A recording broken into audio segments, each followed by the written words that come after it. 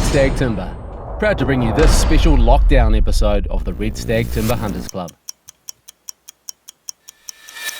Well, we should have a nice walk in, weather-wise.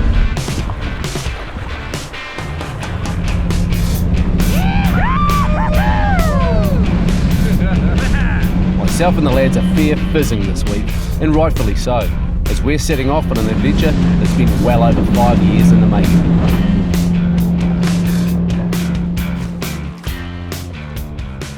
So after many years of putting in the ballots for the Wapiti blocks, I've finally drawn one. And we just arrived in perfect sunshine on the edge of where we're heading.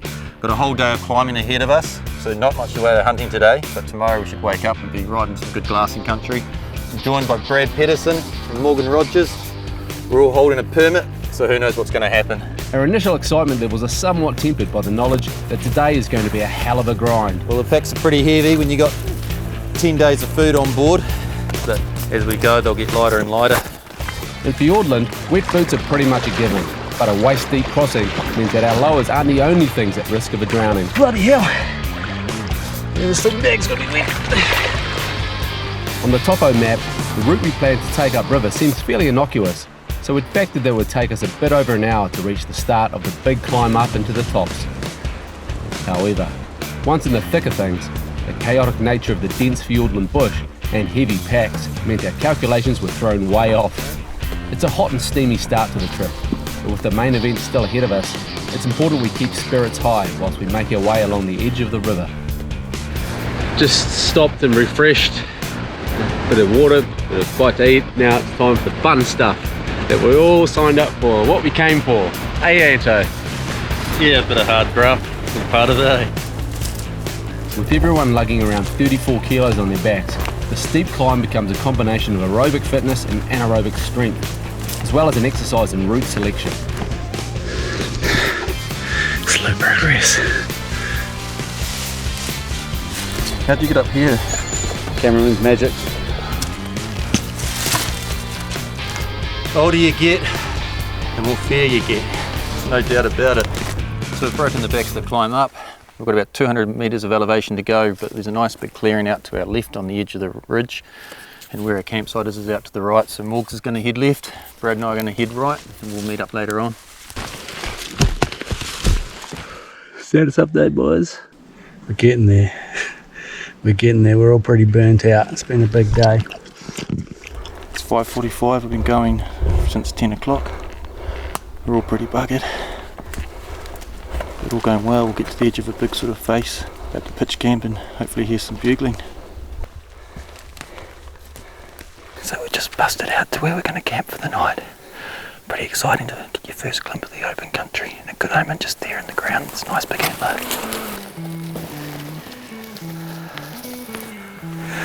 Whop. Not quite what we're after, but good omen. So it's taken us 8.5 hours to get up here, but it's so worth it. This is just, I'm stoked. Wouldn't rather be anywhere else right now. Nice dry spot for a camp. Got a bit of a front coming tonight, so we'll be bunkering it down in here for at least a day.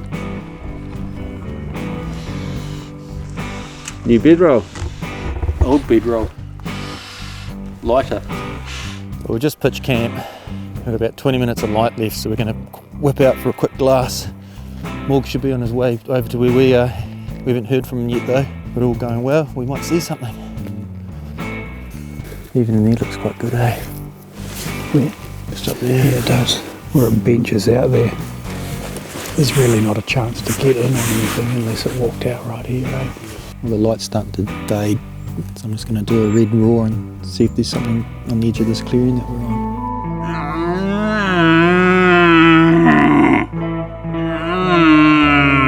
Unfortunately, Anto's roars were met with silence, but at least we could now hit the hay with the knowledge that the hardest day of the trip was now behind us. Well, the rain's just started as we forecast, so we've got a good camp set up, so we're going to pretty much ride it out for today and then tomorrow into some good weather. Well, the weather's pretty crappy as we thought it would be, but it's good enough for a glass, so I'm just going to sneak out and have a wee look so the boys get the billy on. Despite Brad's best efforts, the only creatures seen are a pair of rather industrious kea, who seem intent on doing a little landscaping in their search for breakfast. we've had a quick look around. There's nothing here this morning. The weather's about to hit, so we're just going to fill up our water bottles and then go down and camp. Not much to see today. Wet days like these are a quintessential part of the Fiordland experience. Hunters should expect to be confined to camp for at least a couple of days in any given ballot period, which is why it's important to choose the right teammates for 10 days in the hills.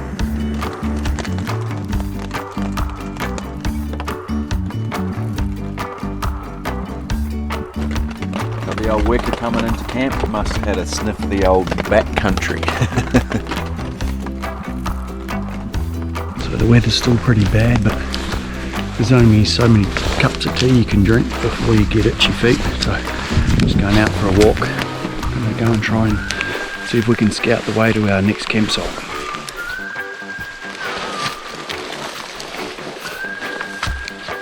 Made it out onto the tops. Looks like we're going to be able to get to where we need to go pretty easy, so that's good. But it's just stunning up here. Stunning. Even in the bad weather. Good evening. Still thirsty even in the tent. Suck on it. Coffee number 6 for the day. Don't pass the time somehow.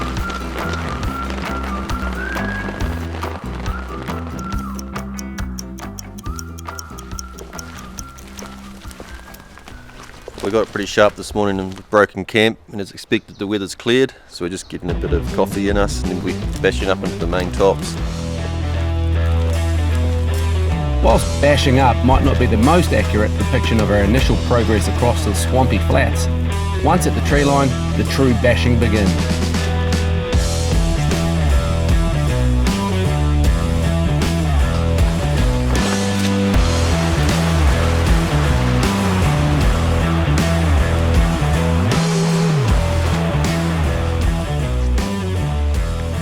Nothing like a bit of bush bashing. The Fiordland experience. Oh, oh. Hear that? It's a good chance it's out in the open. The sun first popped out after a day and a half of rain. We're about to pop into the open, we'll have the glass back and hopefully get an eye on it. But we can start to bust out into the tops finally. Bit of a grunt, but pretty exciting. Who knows what we're going to see. Once up above the tree line, a stunning vista unveils itself. And for the first time in 2 days, we're now genuinely in hunting mode. Well, we've got to our next campsite, somewhere here. We do have another weather front coming in about 8 hours. So we're going to pitch camp, get our binos out, whip over the top, but also check around here as well. There's a stag roaring down below. The team get to work behind the glass, whilst the sun's rays work to dry off both ourselves and the surrounding countryside.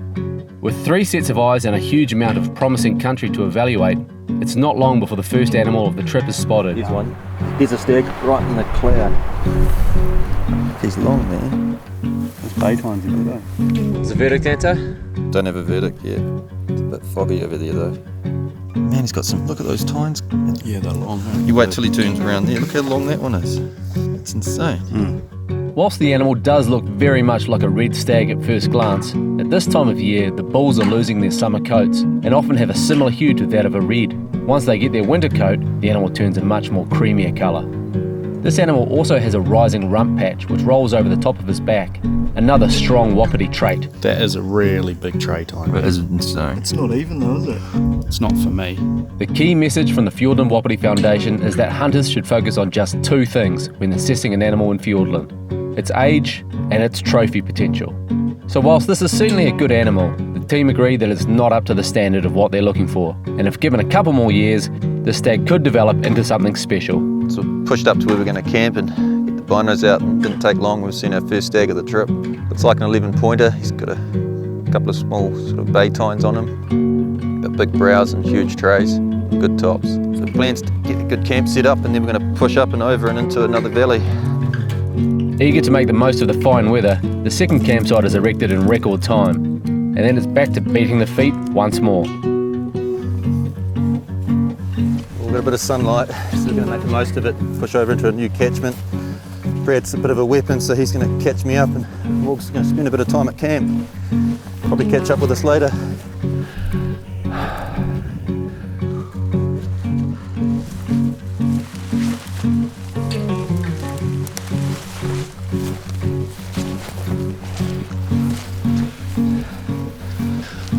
just cresting into the main part of our block. This is a view I've been looking forward to for about 6 months. It's pretty bloody exciting. Looks good, doesn't it? Look at the massive tops, eh? Clear bit of weather for the next 4 hours or so, so we're pretty much going to be here and maybe 500 metres along the ridge glassing. But we've got a heap of country. We can even go right around that other side. But that could be 2 days away if we see a good one over there. It's even bigger than I thought it was going to look like. It is. After an extended pit stop, the arrival of Morgs means we're back to our full complement. Oh, big slog to the tops. It's a gnarly run. Worth seeing that? Oh man, this is fantastic. Absolutely next level. Yeah, so it's times like these that you feel pretty lucky to be able to experience these places. But we're in a weird position at the moment. I mean, most of the world and New Zealand are enforced self-isolating. We're isolating in this kind of wilderness. So who knows what we're going to come back to in 10 days' time. We're staying in touch via the inReach, getting the updates about how the COVID-19's tracking.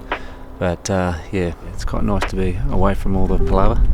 So we're in here while there's a COVID pandemic taking place. It's a bit of an unsure thing for myself. I've got my family at home.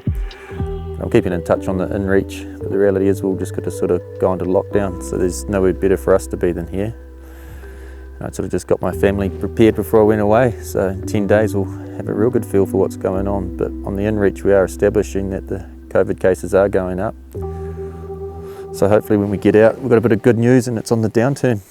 Yeah, hi guys, Tony here from Backcountry Cuisine. It's a really strange time at the moment with COVID-19 and lockdown, but we're still here at work making food to ensure we've got enough for emergency services and anybody who needs fed who's working on the front lines doing essential work at the moment. So hey team, look, if you're at home or you're working at this time, we're really thinking of you. Stay safe and well and be kind to yourself and others. Cheers guys.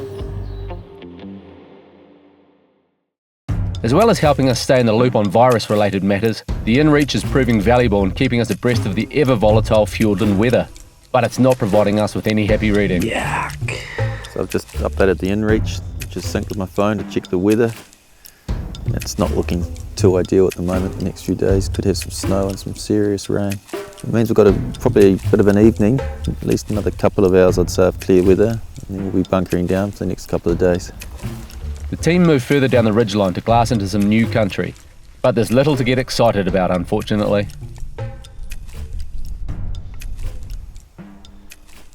Spot on one, Anto? Yeah, it's a stag. Just a shit stag. So we're starting to chalk up the animals we're seeing now. It's just a really young stag, maybe even a spiker over in the distance. They don't cut the mustard. This definitely doesn't cut the mustard. A few animals are being picked up through the Leupold spotting scope, but given the high expectations of the team, it's frustrating that nothing even close to trophy calibre has been seen. But there's more to the Fiordland experience than just deer. So it's pretty cool to see these keers in the mountains, but the Wapiti Foundation have also asked us to keep track of the ones that have bands on. Out of these two, one of them has bands. It's a grey band on its, I think it's its left leg. So unfortunately the numbers of keers are dropping at the moment, so we're trying to sort of do everything we can to do our bit to help the research that's taking place into what we can do to help their survival. So that's a young one, probably this year's. And I'm guessing it's either its mother or father, but more likely its mother, I'd say. So they're really cool companions in the mountains, the only alpine parrot in the world. We're lucky to have them in New Zealand. It's pretty special to see them when you're up in these mountains. So I've just seen a couple more deer, so I'm just going to get the spotting scope on them, figure out what they are. 3 of them, stag. Bottom one's a stag.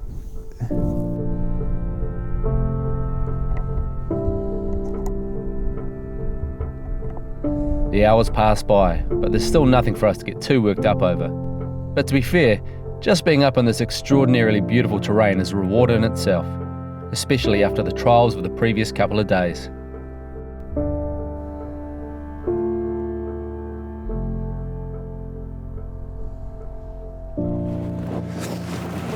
So we're starting to lose the light now, so we're just picking up. We've just seen our last stag for the night, just a real young one. We've seen about 6 and quite a few hinds, so it's a pretty good start. We're going to bail off over the other side and have a quick glass over there. It's cold up here.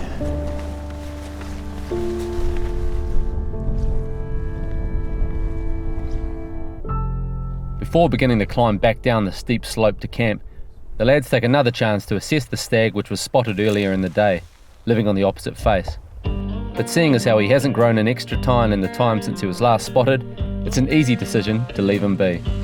Descending the steep terrain in the darkness is a recipe for disaster, so that combined with the thought of a hot meal is encouragement enough for us all to make a beeline back to camp. But even so, the lead lenses are required by the time we arrive back at the tents. So, with a dodgy weather forecast on the cards, we batten down the hatches and hope for the best.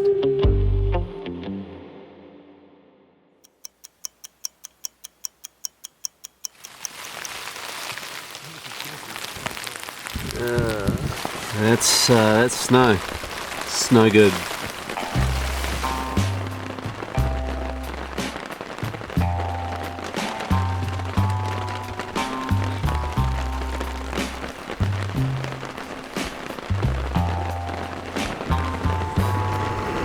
It's not a bad day, eh?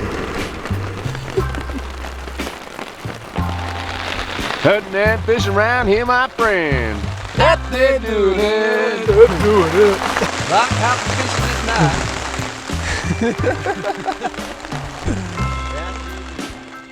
So first break in weather we've had for the last sort of 8 hours. So we've all leapt out for a bit of a glass in the sunny weather. Unfortunately, another front on its way, so we might be bound up till tomorrow morning really. But we've got a bit of opportunity for a look around here. So we're getting some interesting feedback about this virus. So a couple of boys are starting to get quite concerned with travel bans and that starting to happen and really clamp down. So this is a pretty serious thing. Well, it looks like the coronavirus has stepped things up a notch. These North Island boys might need to head out, get home. Don't know what they're going to be thinking. For me, it's just a drive back up the road. What's the guts? Just got a message from my wife. So trying to work out how do we best deal with the situation. So either fly out now and make a rush to the airport in Queenstown, or huck it down and try and get through the next week like this and do 3 weeks at Anto's place. So yeah, not sure Anto's that keen on 3 weeks at his place. Oh, you just got to deal with these things sometimes. It's a struggle everyone's got to work together on. Ah, snow. Snow on the tops over here. Hard case. The snow on the tops soon becomes snow on the tents once again. But I'll take a flurry of snow over a pelting of rain any day.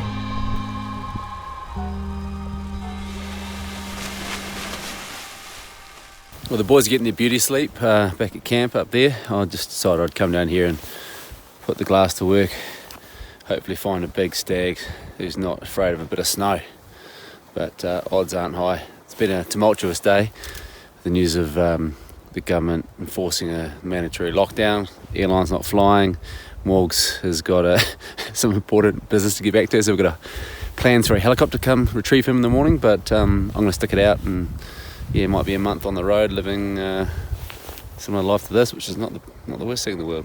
I can think of worse places to be than the South Island of New Zealand for 4 weeks, especially during the raw period, so hopefully we'll get some good hunting done, and not put the cart before the horse. We've got a big job ahead of us still to get this wapiti on the deck, and fingers crossed we have some good weather in the morning.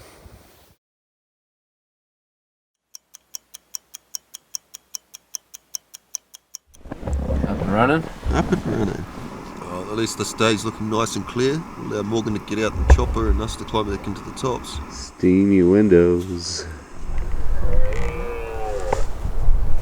There he goes. Hey mate. Frozen in there. Unfreezing my bootlaces. It's been a cold night. While it's been cold, it's exactly what we need for the stags to really get going, to signal to them that it's that time of year. So it's not a bad omen. Whilst the sound of distant roars signals the start of the hunt, possibly moving up a notch for us, the distant roar of a chopper approaching represents the end of Morgs' time on the hill.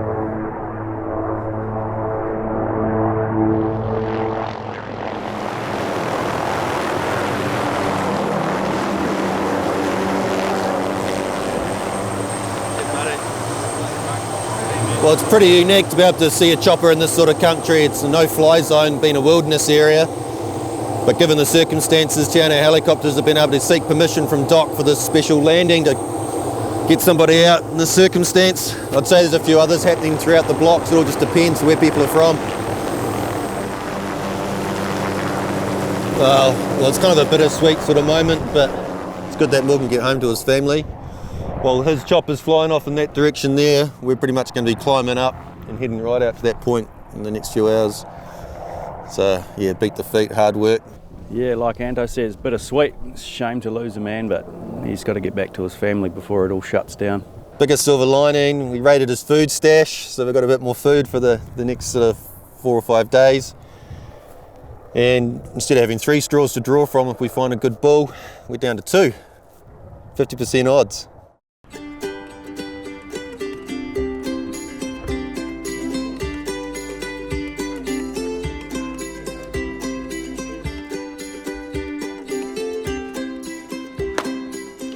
So I just come in to grab a coffee mug, but it's always handy to stop in at your local Hunting and Fishing New Zealand store, because I realised a few other things that I could do with, particularly heading into Fiordland. It's a wet place, so waterproofing agent, mosquito net, and the good old Stony Creek water bladder always comes in handy bashing up those hills.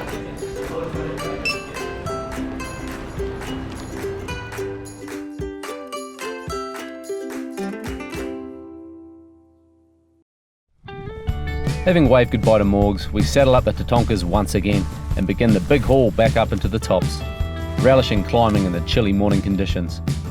Although by the time we near the crest, we've all spilt our fair share of gravy.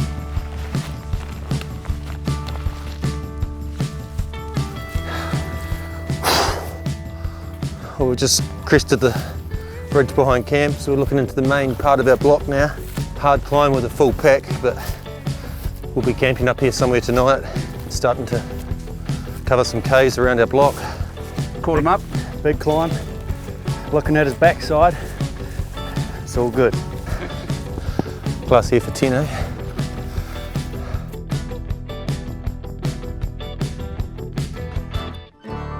It's hard to pull yourself away from such an amazing looking head catchment.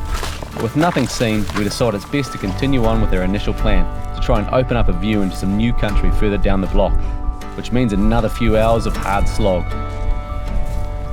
Covering ground in the tops is far more preferable to the bush bashing we've been subjected to this point, although you still need to keep your wits about you whilst navigating in this undulating terrain, both to prevent injury and to ensure that you don't miss any opportunities that may pop up.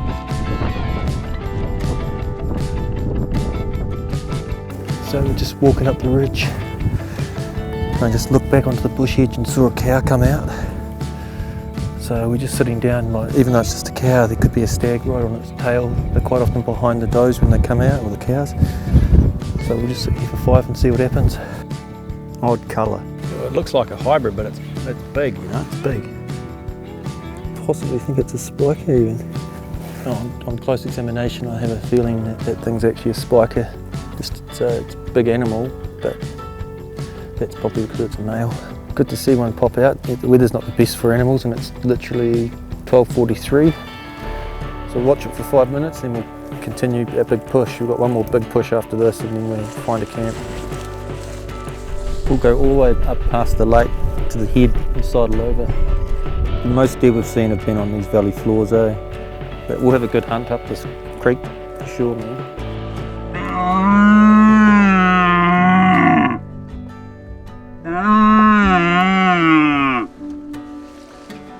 Mainly just red roaring at the moment, because that's all we're hearing. We haven't really heard any wapiti calling, so we're just matching what they're up to. What's happened to this guy?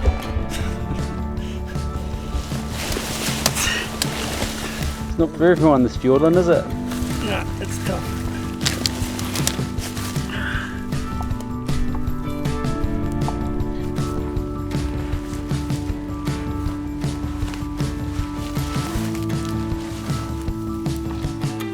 Nice and steep, Anto. Can't get much steeper.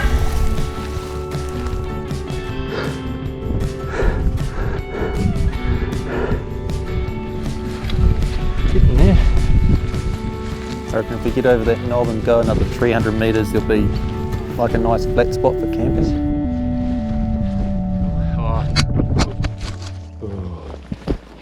Oh shit. There's a deer, there's a deer. You can't see, it's just behind that knob.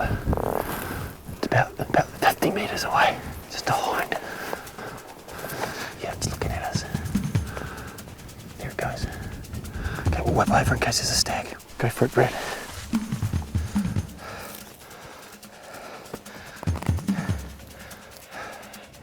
It went that way.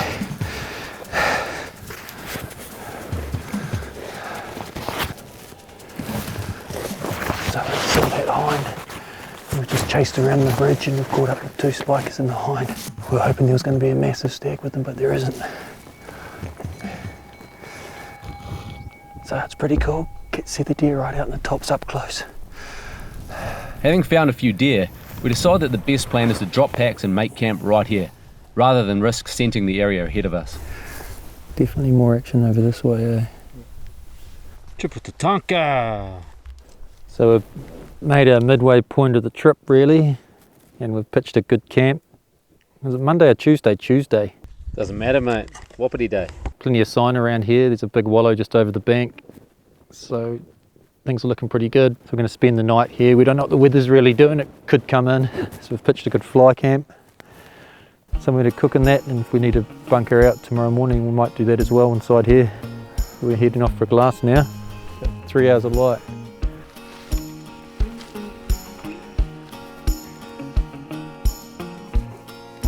Spotted a young spiker and a yearling just down here, a few 100 yards away, so it's good to see them out and moving about. Looks like the young spiker down there is out on a hot day. Hopefully we get a big one soon.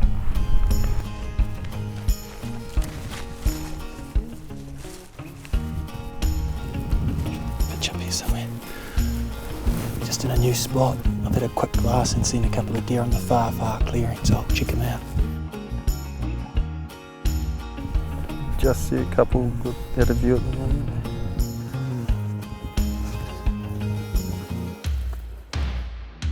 Last night we were glassing was way across there behind that knob, so we've come a long way today. So 2 nights ago we saw a couple of stags here, nothing special, but it means we're in the right area. The other stag was sort of sitting on that ridge. There's some beautiful country around us, but just not the deer numbers I was expecting, that's for sure. Whilst the clearings seem to be holding deer, there aren't any large mobs of hinds being corralled together by a dominant bull, a sight that we'd hope to witness at this time of the year. Although this solitary animal looks to be a little bigger bodied than those that we've seen so far. It's a lot more solid, that stag. There's a stag with a skyline. It's got 1 antler.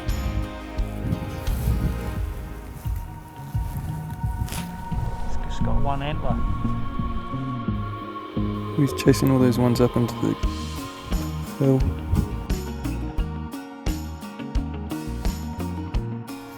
So with the light going, it's got pretty cold, so time for a bit of a snack. Starting to see a few animals, but nothing of the quality we're looking for. Time for a quality meal instead. Is that one of Morgs' stash? No, I've got a good supply of these on my own.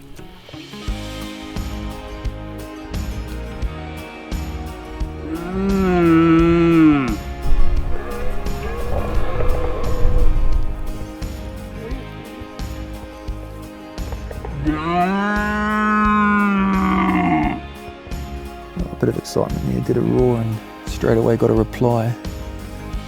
And then we saw him straight away as well on the ridge line, and it was the 1 antlered stag.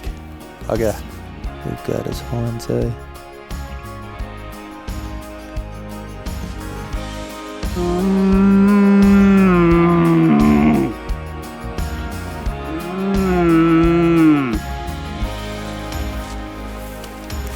We popped over from our spot we're at before just to roar into the calm side, and no replies at all. It's a bit disappointing we didn't see a big bull today. But another good day tomorrow. Looks like the weather forecast should be okay. So a bit of grubbing, yeah, up early in the morning.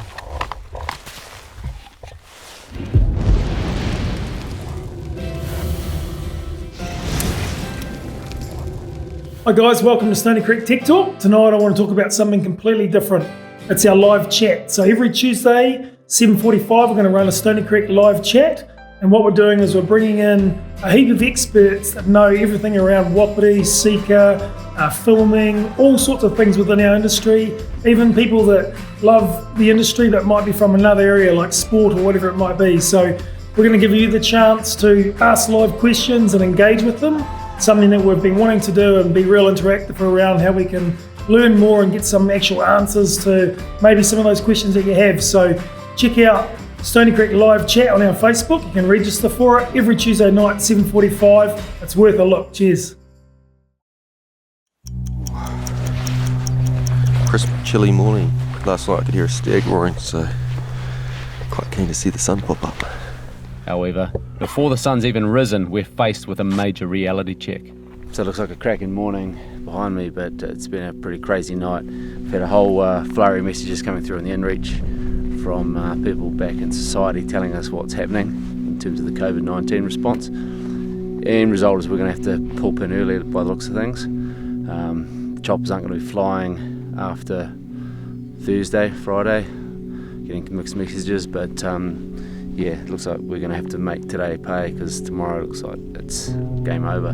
We had kind of assumed that self-isolating out here in the wilderness would have been sufficient, but the Mountain Safety Council, Game Animal Council and the NZDA have all come out saying that hunters shouldn't be in the hills at this time of year. We should be at home with families self-isolating as per the rest of the country. So we're going to follow their guidelines.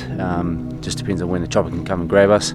Hopefully we've got enough time in the bank while they're picking up other parties to get the job done. So boys are packing down camp now. We're trying to make a big day, but hopefully the weather holds and the bulls play ball and we can put something on the deck for you. But before we'd even broken camp, the helicopter evacuations began. Coming straight over us. Well, a bit unfortunate that we just had a chopper fly right over where we were planning on hunting this morning. We thought for a moment it could be coming to get Dave, but it wasn't.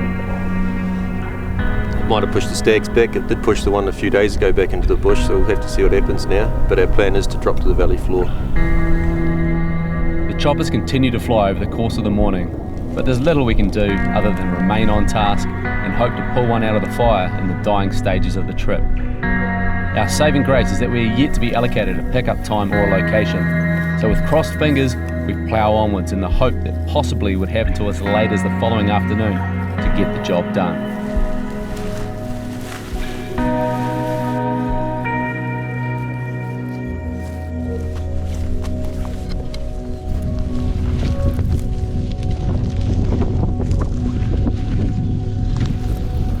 The weather looks pretty ominous.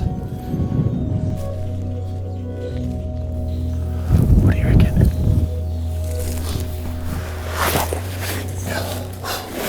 So we just made it along the ridge from camp. We're going to drop down to the valley floor from here, but before we do, we're going to spend the next half hour blasting up all the wee ridges around here, then push down to where we think the animals are.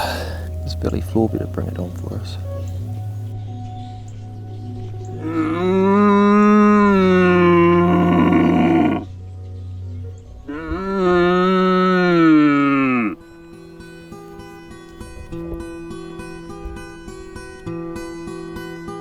Suddenly, the sound of silence is broken by an alert on the inReach. But it's more bad news.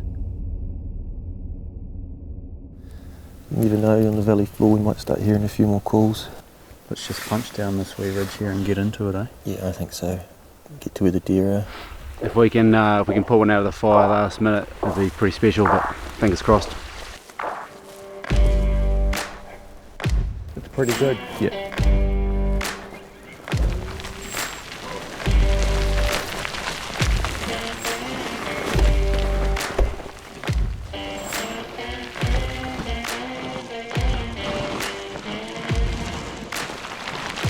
Rock's coming to the right. We might put Dave in front. The rock man. Yeah, the rock man. We're fighting the clock, but still got to stay a bit icy in the brain because this terrain is pretty unforgiving. One dodgy step and chopping what they're coming for another reason. The rock here's real chossy, eh? This creek looks okay. So we've had confirmation, 5 PM pickup on the valley floor. So we have 5 hours to get the job done. Well, we're heading into the spot where we've been seeing all the deer, or the majority, which is a couple of big flats on the bottom. While we're coming to the end of the trip very rapidly, we're actually quite excited. This has been an area we've really wanted to hunt. So hopefully we finish things out on a bit of a high. This is amazing deer country through here.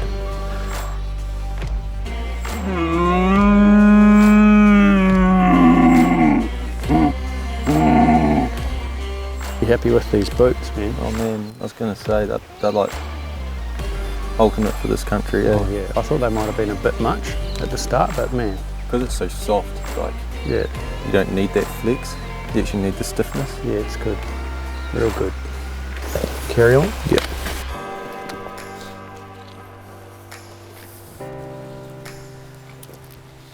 Best maybe to go around that bluff brad onto the bush. Nothing like a little bit of time pressure, 5 hours to make a body turn cold. Wind's starting to go down the valley better now for us. Good time.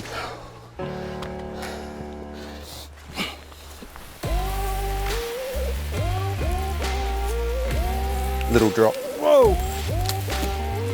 You okay? Yep, just go how easy there. Brad's just had a bit of a slip. Should we still go that way? Yep. Happens in Fiordland. The gymnastics required. As much as this sucks at the moment, there's so many people at home that would love to be doing this right now. Jesus.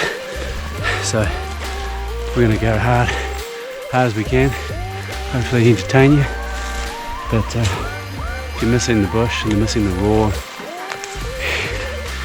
you're also missing this. You in the creek, Brad? I'm in the creek, yep. Does it look okay? It does. Pretty hard when you're trying to make ground as quick as you can. You're still sapping energy, so things like the goo chews or even the single serve ones, they just give you a bit of energy.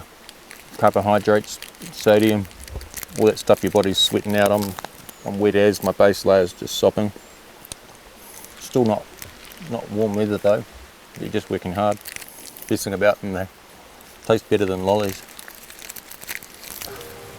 With a little more gas in the tank, we continue our descent, and soon the bush begins to open up before us. Landscaping, mate. A couple of loose ones there, Dave. So we just got to the valley floor, we've just seen the river. It's flattening off, there's a bit more deer sign, a few trails around, so we're pretty much in hunting mode. We're going to push along and find somewhere to dump our packs, and then we'll be real nimble. A shifting wind in the valley floor could make life tricky, but at this late stage of the hunt, we can't waste any time waiting around for it to fully settle. We're just going to need to chance our arm and hope it stays in our favour.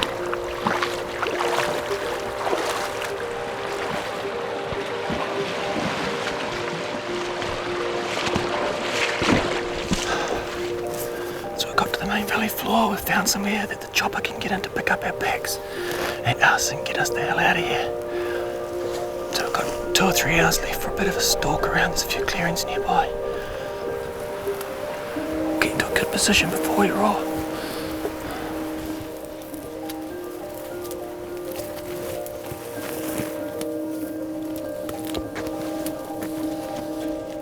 Stinks of deer. Look, that's all thrashed. We move as carefully as possible onto the edge of the clearing, using the cover of the surrounding vegetation, while staying alert for any sign of movement in the open country just beyond.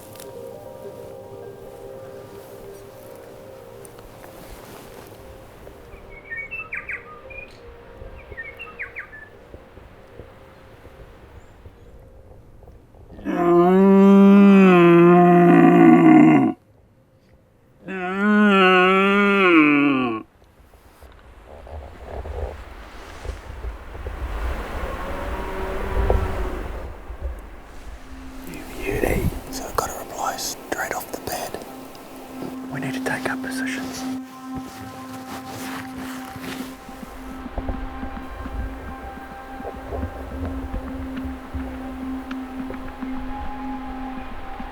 The stag hasn't shown himself, so Anto gives a second call to try and entice it out into the clearing.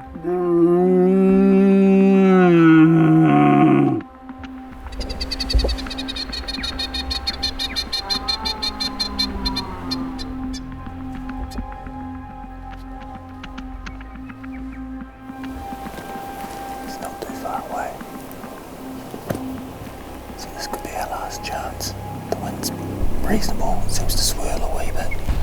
There's a bit of a gap between him and us and the other side of the clearing. It's hard to tell whether he's coming in yet or not.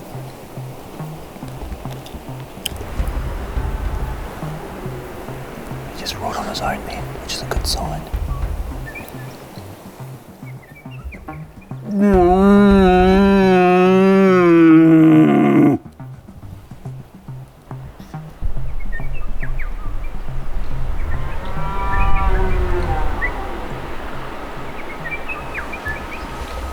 He's on the mountain, eh? He's not real close. We could be coming though.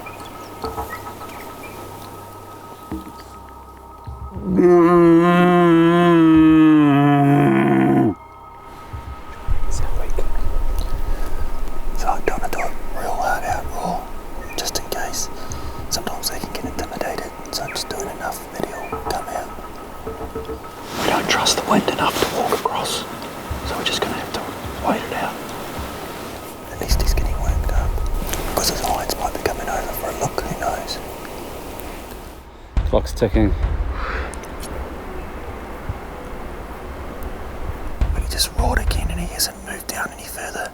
We've only got a couple of hours until our chopper turns up. So we're going to make a bit of a move. The wind's average, but we're here to try and see what happens. Just go up the side of the clearing. Righto. Risky.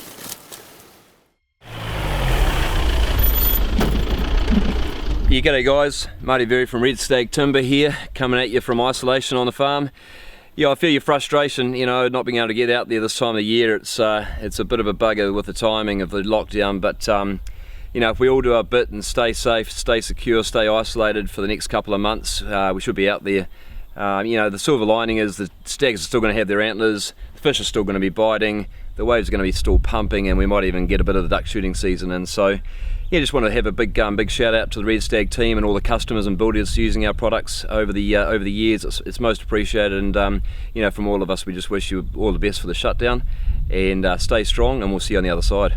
Thank you. The stag that's returning our calls has refused to budge from his stronghold in the bush, so we've been forced to roll the dice and cross the open clearing, putting us in full view of any animals hidden in the bushline beyond. But these are extraordinary circumstances, and with pretty much no other choice. Yeah, go up to that next one.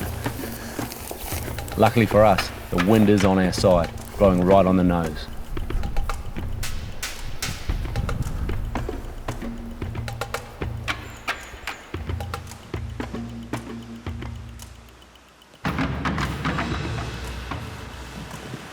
We need to find somewhere more open. Push through a little bit until we get to an open patch, and then not more. Whilst we're wary about entering the stag's home turf, we don't need to be quite as careful of each step as if we were stalking an animal outside of the roar. If we were actually the fired up stag that he believes us to be, he'd be expecting to hear snap twigs and branches as we make our way further into his domain.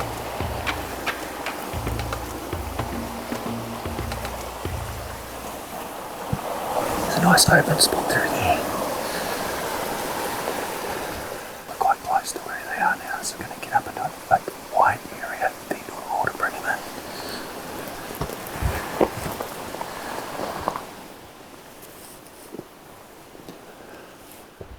You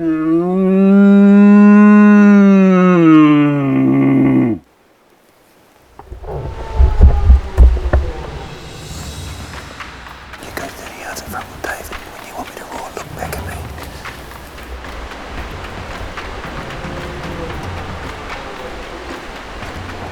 You cover another 100.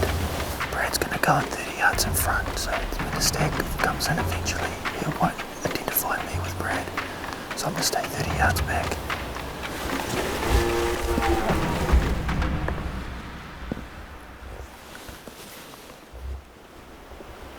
We'll just move into a position.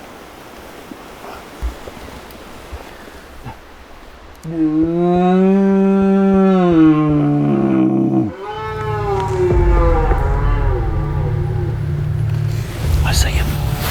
I see him. He's coming through this way.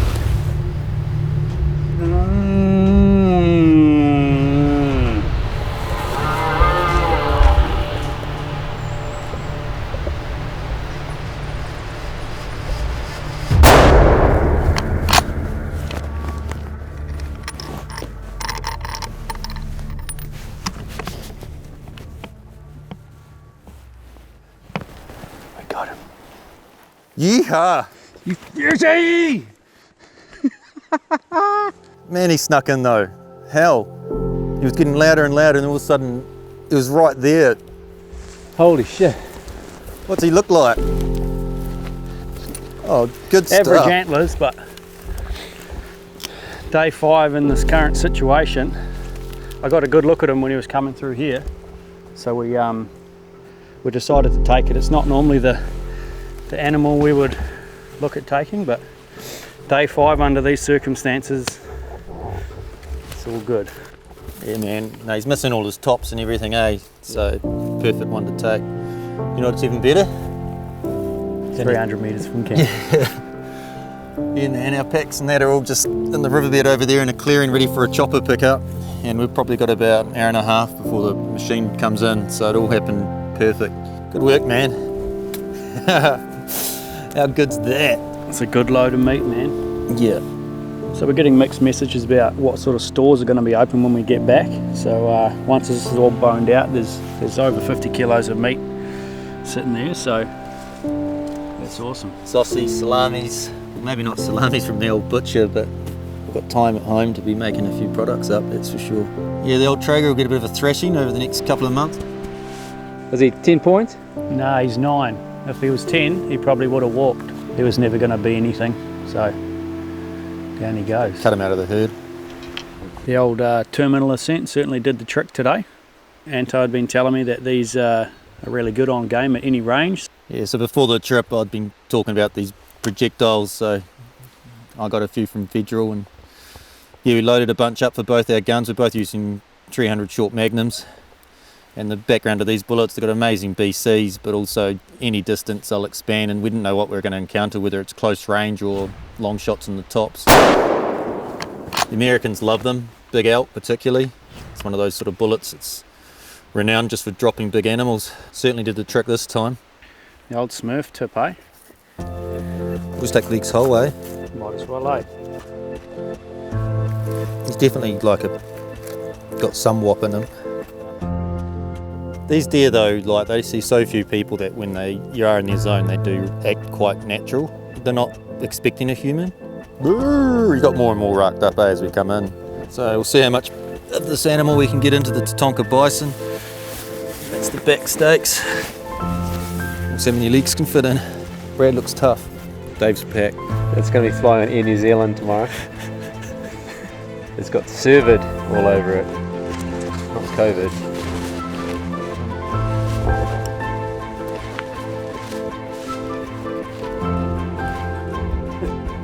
This is heavy.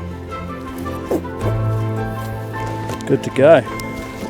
Nothing beats a up-close encounter in the bush. That's what we're hoping for, but we're probably going to be doing this in the next 2 to 3 days' time as we exited out of this whole catchment. We probably would have got a few more like this coming up close, but just got to be happy with what we've got, really. This would have to be probably one of my most bizarre hunts, having people exit midway through and a few wet days, and it's been pretty cool though. You had the open tops. We didn't cover as much country as we wanted. Chose to shoot down and get onto the clearing. We've been seeing deer, and this guy popped out, so pretty cool, really. The Tiano helicopter's machine arrives right on schedule, providing us just enough time to clean the blood off our hands and congratulate each other on a job well done. The 500 whisks us up and away, back towards the river mouth that we'd set off from 5 days prior.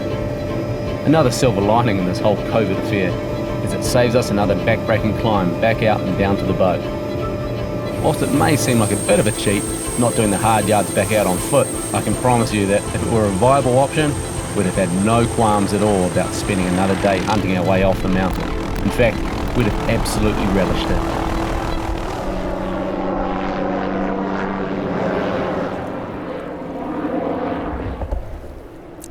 So kind of a bittersweet sort of feeling right now.